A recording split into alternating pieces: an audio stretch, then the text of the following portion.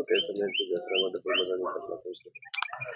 જસરાના સીમાડામાં રહેતા વરદાજી મોતીજી પટેલ અને એમના ધર્મપત્ની આંસીબેન વરદાજી પટેલ, એમના દીકરા જેઓ સ્ટેટ મોનિટરિંગ સેલ પોલીસમાં પોલીસ ઇન્સ્પેક્ટર તરીકે નોકરી કરે છે. અને આ બંનેનું એટલે કે વરદાજીનું અને આંસીબેનનું બંનેનું મર્ડર થયાના સવારે 7 વાગ્યાની અરસામાં મને સૂચના મળતા પીઆઈશ્રીને અને બનાસકાંઠાના એસપી સાહેબને મેં સૂચના આપી અને જે રીતે મર્ડર થયેલું છે એ ઘટના એમના પગ કાપી નાખવા, એમનું મોઢું કાપી નાખવું, બંને જણનું, અને ઘરમાંથી તિજોરી વગેરેમાંથી લૂંટ થઈ હોવાની પણ સંભાવનાઓ નકારી શકાય એવી સ્થિતિ નથી.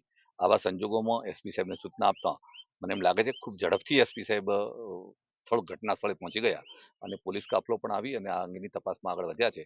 આ અંગેની બાકીની તપાસ જે નીકળે એના ઉપરથી આગળની વિષય થઈ કેવી શકે. ઘટના કઈ રીતની ઘટના? ખૂબ ખરાબ પરિસ્થિતિમાં જે ઘટનાને અંજામ આપવામાં આવ્યો છે એ જોતા પ્રાથમિક દ્રષ્ટિએ તો લૂંટનો પોસિબિલિટી વધારે દેખાય છે. એ જે એમના દરદાગીના લૂંટાયા છે અને તિજોરી વગેરે તોડી છે એ પ્રમાણે જોતા તો એટલે પ્રાથમિક દ્રષ્ટિએ આ છે. તેમ છતાં અલગ અલગ એંગલથી પોલીસની ટીમે ખૂબ સારી રીતે પોલીસના ડોગ સ્ક્વોડ ને એફએસએલની ટીમને બધાને બોલાવીને બનાસકાંઠા એસપી સાહેબે ખૂબ ઝડપથી તંત્રને કામે લગાડ્યું છે અને એ જોતા એમ લાગે છે કે ખૂબ ઝડપથી આનું ડિટેક્શન થઈ જશે. વરરાજીનો ગામની અંદર કોઈ પર્સનલ વિવાદ એવું કોઈ ગામની અંદર કેવું વર્તન હતું? ના, ખૂબ સોબર વ્યક્તિ હતા. એમનાથી કોઈને દુશ્મની હોય એવું મારા ધ્યાનમાં નથી. અને એમના સ્વભાવ પ્રમાણે જોતા એમને આવા પ્રકારની કોઈ દુશ્મનીને કોઈ અંજામ આપે એવું મને દેખાતું નથી હાલના પરિસ્થિતિમાં. બહારથી કોઈ હોઈ શકે અથવા તો બીજા કોઈ એંગલોથી હોય તો અલગ અલગ એંગલોની તપાસનો વિષય છે, એટલે અત્યારે વધારે પડતું સ્ટેટમેન્ટ આપવું ઉચિત નથી.